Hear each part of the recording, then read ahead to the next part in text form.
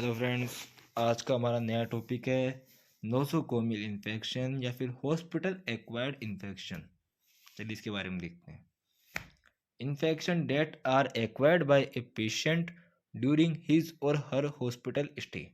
Infection ये एक ऐसा इन्फेक्शन है जो कि एक पर्सन एक्वायर करता है, एक्वायर यानी प्राप्त करता है, ड्यूरिंग दौरान, बाय हॉस्पिटल स्टे, जब वो हॉस्पिटल में स्टे करता है, वो रुकता है। जैसे हम कोई भी प्रोसीजर करवाने जा रहे हैं हॉस्पिटल में, देखो कोई सिक ही नहीं जाता, वेल भी जाते हैं, वेल पर्सन भी जाते हैं, अपना मेडिकल बनवाने जाते हैं, कोई अपना लाइफ इंश्योरेंस क्लेम करना जाता है, कुछ भी कारण हो, कोई अपने हेल्थ चेकअप करवाने जाता है, तो वो कोई भी पर्सन जाता है।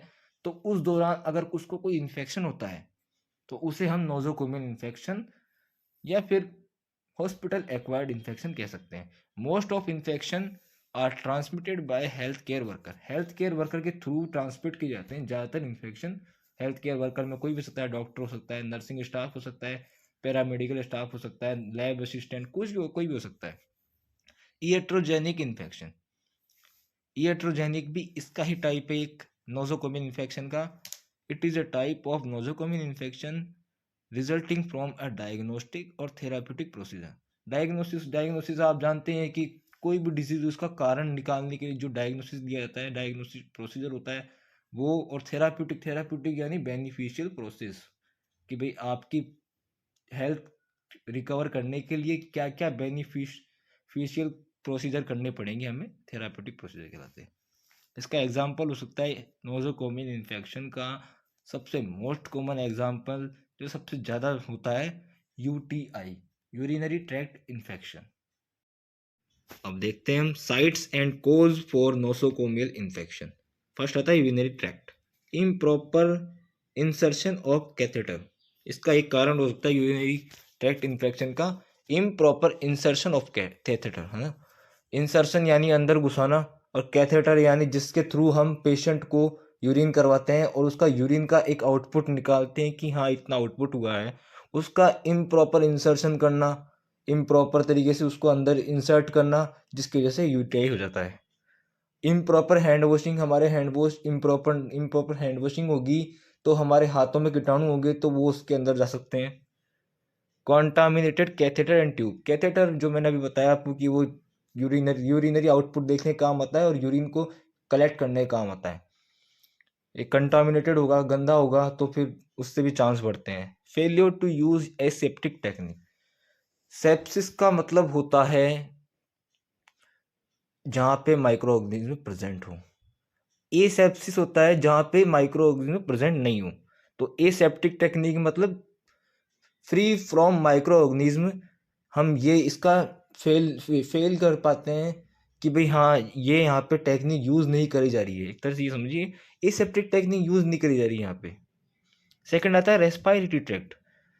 रेस्पायरेटरी ट्रैक्ट में कैसे कैसे होता है कोर्स देख लीजिए। Contaminated endotracheal tube, endotracheal tube एक ऐसी ट्यूब होती है जिसके थ्रू हम पेशेंट को ऑक्सीजन प्रोवाइड करते हैं, ट्रेकिया के अंदर डाल के एक ट्यूब को, उसके थ्रू हम पेशेंट को ऑक्सीजन प्रोवाइड करते हैं। अगर वो कंटामिनेटेड होगी तो वो अंदर जाएगी तो इन्फेक्शन फैलाएगी। कॉन्टामिनेटेड इंस्ट्रूमेंट कॉन्टामिनेटेड है, गंदे इंस्ट्रूमेंट से जिसपे इन्फेक्शन होने के चांसेस हैं, उससे भी इन्फेक्शन होगा। Failure to use aseptic technique, aseptic technique तो सब जगह काम आती है। एसेप्टिक टेक्निक का यूज हम नहीं करेंगे तो इन्फेक्शंस तो फैलेंगे, बैक्टीरिया माइक्रो ऑर्गेनिज्म जो भी होगा वो फैलेगा जरूर। GI tract, improper hand washing during feeding. अब किसी पेशेंट को हम फीडिंग करवा रहे हैं तो इम्प्रॉपर हैंड वॉशिंग होगी तो इन्फेक्शंस होगा, क्योंकि बैक्टीरिया, आपको पता है एक नॉर्मल से नॉर्मल जगह भी हम चाहे कितना भी साफ कर दें पर वहाँ पे बैक्टीरिया होते ही हैं, पर वहाँ पे चांस कम हो जाते हैं साफ करने से। अब हम इम्प्रॉपर हैंड वॉशिंग इम्प्रॉपर करेंगे तो फिर हमारे हाथ में तो वो रहेंगे बैक्टीरियाज, माइक्रोब, वायरस जो भी होगा वो उस पेशेंट के अंदर चल जाएगा फीडिंग के थ्रू, तो वो भी उसके लिए एक कॉज हो सकता है जीआई ट्रैक्ट के लिए, है ना। अब आता है कॉन्टामिनेटेड फूड, गंदा फूड है, गंदा फूड अंदर जाएगा तो इन्फेक्शन कॉज करेगा। कॉन्टामिनेटेड वाटर, अब कॉन्टामिनेटेड वाटर है, गंदा पानी है, गंदा पानी जाएगा तो फिर वो भी अंदर जाके इन्फेक्शन कॉज करेगा। अब सर्जिकल वुंड देखते हैं, 4th नंबर साइट होती है सर्जिकल वुंड। सर्जिकल वुंड यानी घाव हो गया, सर्जरी के थ्रू जो घाव करते हैं हम, तो सर्जरी के थ्रू जो काटते हैं वो सर्जिकल वुंड होता है। अब इम्प्रॉपर हैंड वॉशिंग, अब हम हैंड वॉशिंग नहीं कर रहे हैं और सर्जिकल वुंड की हम केयर कर रहे हैं, तो वहां से वो ओपन हो रखा है, बॉडी का पार्ट एक तरह से वो ओपन हो रखा है। अब वहां से ओपन होगा तो वहां से हम कोई भी गंदी चीज हम वहां पे हाथ लगाएंगे तो फिर वहां से इन्फेक्शन अंदर जाएगा ना। इम्प्रॉपर स्किन प्रिपरेशन, अब हम जैसे वुंड वुंड सर्जिकल वुंड था, अब उसके टाँके वाके लगे हुए हैं ये मान लो आप, तो है ना, अब उसको हम साफ वाफ करते हैं रोज। अब वहां पे ऐसे ऐसे मक्खी मच्छर बैठेंगे, गंदा रखेंगे तो मक्खी मच्छर बैठेंगे और उसकी वजह से फिर वो होंगे, इन्फेक्शन होगा। इसके लिए improper sterilisation of instruments and dressing material. Improper sterilisation एक ऐसी प्रोसेस है जो कि जो माइक्रो ऑर्गेनिज्म होते हैं उसकी स्पोर फॉर्म और वेजिटेटिव फॉर्म दोनों फॉर्म को खत्म कर देता है। दो टर्म होती है, डिसइंफेक्शन और स्टरलाइजेशन। डिसइंफेक्शन वो टर्म होती है जिसके अंदर हम सिर्फ स्पोर फॉर्म को करते हैं और वेजिटेटिव फॉर्म बची रहती है, जबकि स्टरलाइजेशन में दोनों फॉर्म को हम खत्म कर देते हैं ताकि माइक्रो ऑर्गेनिज्म बचे नहीं इसके ऊपर। अब स्टरलाइजेशन ऑफ इंस्ट्रूमेंट, इंस्ट्रूमेंट का स्टरलाइजेशन इम्प्रॉपर हो रखा है तो भी चांसेस है इन्फेक्शन होने के, और ड्रेसिंग मटेरियल, ड्रेसिंग मटेरियल भी कंटामिनेटेड है तो भी चांस है। अब आता है ब्लड स्ट्रीम। ब्लड स्ट्रीम में क्या है, improper care of needles, needles जो हम यूज करते हैं, नीडल्स सिरिंज विरिंज, वो improper care. Insertion site, insertion site जहाँ हम घुसा रहे हैं ये नीडल्स को, सिरिंज को, वहाँ उसकी भी केयर करनी होती है क्योंकि वहाँ पे हमने होल किया है कि स्किन के अंदर, अब होल किया है तो वहाँ से कोई भी फॉरेन बॉडी जा सकती है। Improper hand washing, improper hand washing, अगर हमारे इम्प्रॉपर हैंड वॉशिंग होगी तो भी चांस है। अब आता है risk factor of nosocomial infection. Risk factor किस किस में ये हो सकता है, ज्यादा मोर प्रोन कौन है इनके। अब ब्रोकन स्किन, स्किन कटी हुई है आपकी, जैसे हाथ में स्किन कटी हुई है तो वहां से कोई फॉरेन बॉडी अंदर जाके इन्फेक्शन कॉज कर सकती है। अब आता है डिक्रीज मोबिलिटी, जिसकी मोबिलिटी डिक्रीज है, जो मूवमेंट नहीं कर सकता, उसकी भी हो सकता है। रिड्यूस्ड हीमोग्लोबिन लेवल, जिसका हीमोग्लोबिन लेवल है उसको भी नोजोकोमियल इन्फेक्शन हो सकता है। पुअर इम्यूनिटी, जिसकी इम्यूनिटी पुअर है, उसकी डिफेंस मैकेनिज्म कमजोर है तो भी उसका होगा। मेजर इन्वेजिव प्रोसीजर, मेजर कोई भी बड़ा इन्वेजिव प्रोसीजर हुआ है, इन्वेजिव यानी कोई भी ऐसा प्रोसीजर जिसके अंदर हम प्रिक करते हैं स्किन को, स्किन के अंदर इंसर्ट करते हैं, वो होता है इन्वेजिव प्रोसीजर। न्यूबॉर्न हुआ है, उसके अंदर उसको अभी इस इन्वायरमेंट से बचाने के लिए हम इम्यूनाइजेशन देते हैं, तो वो न्यूबॉर्न है उसको इम्यूनाइजेशन नहीं देंगे तो वो नोजोकोमियल इन्फेक्शन का शिकार हो जाएगा। एज्ड पर्सन, जो ओल्ड एज पर्सन होते हैं उनको भी नोजोकोमियल इन्फेक्शन होने का चांस होते हैं। Prevention of nosocomial infection. अब प्रिवेंशन देखते हैं, प्रिवेंशन में क्या है कि हम किस तरह से प्रिवेंट कर सकते हैं नोजोकोमियल इन्फेक्शन के लिए। प्रॉपर हैंड वॉशिंग टेक्निक, अगर हम जैसे हमारे 6 स्टेप होती है नर्सिंग के अंदर कि वो मैं आपको एक वीडियो अलग से बना के दिखाऊंगा। Proper hand washing technique, hand washing की टेक्निक्स होती हैं कि इस तरीके से हैंड वॉश किए जाते हैं। 6 स्टेप होती है WHO के अकॉर्डिंग, वो मैं आपको आगे किसी वीडियो में बताऊंगा। सेकंड है proper sterilisation of instrument and dressing material. Proper sterilisation होना चाहिए इंस्ट्रूमेंट्स का आफ्टर यूज, और ड्रेसिंग मटेरियल का भी प्रॉपर एकदम केयर से उसका वो ड्रेसिंग मटेरियल होना चाहिए।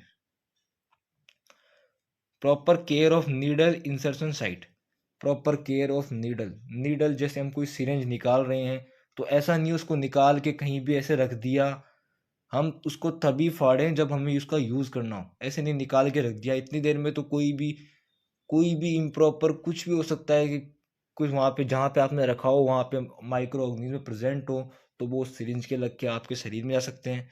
और इंसर्शन साइट जब भी हम कोई भी सिरिंज लगाए तो उसकी प्रॉपर एक वो स्वैब होता है, कॉटन स्वैब, एथेनॉल से उसको अच्छे से साफ करें ताकि वहाँ पे जो माइक्रो ऑर्गेनिज्म है वो प्रॉपरली खत्म हो जाए। अब प्रॉपर डिसइंफेक्शन ऑफ एक्सक्रीटा यानी स्टूल हम एग्जामिनेशन करते हैं स्टूल का, तब वो हम तो थोड़ा सा लेते हैं लैब के अंदर, पर जो बचा हुआ पार्ट है उसका अगर आपके कोई डिजीज है आपके स्टूल में, अब आपको पता है सबसे ज़्यादा डिजीज कॉज कहाँ से होती है, आपके स्टूल से, तो अब उसको हम ऐसे कहीं फेंक देंगे तो उसके कोई भी कांटेक्ट में आता है, कोई जैसे कोई इंसेक्ट कांटेक्ट में आके आपके ऊपर बैठ रहा है तो भी वो डिजीज कर देगा। यूज ऑफ वैक्सीन हमें यूज करना चाहिए ताकि हम इम्यूनिटी गेन कर सकें किसी भी डिजीज के against. Wearing gloves when handling secretion, कोई भी सीक्रेशन हो, जैसे हमारा ब्लड हो सकता है, अब हम जैसे कि कोई भी प्रोसीजर कर रहे हैं, सर्जिकल मान सकते हैं, थेरापेटिक कुछ भी मान सकते हैं, उसके अंदर क्या है, हम कोई वो कर रहे हैं, अब ग्लव्स पहनना जरूरी है ताकि वो ब्लड जो है वो हमारे हाथ के कांटेक्ट में नहीं आना चाहिए। Wearing gown if there is danger of soiling clothes, जैसे हम एनिमा देते हैं, एनिमा जिसके थ्रू पेशेंट के कॉन्स्टिपेशन रिलीव हो जाती है, एनिमा देते हैं तो क्या उसमें जो प्रेशर होता है उसका हम अनुमान नहीं लगा सकते, इसलिए हमें गाउन पहनना चाहिए ताकि वो जो सीक्रेशन बाहर आएंगे वो सीक्रेशन हमारे क्लॉथ्स को गंदा ना कर सके। Thank you friends.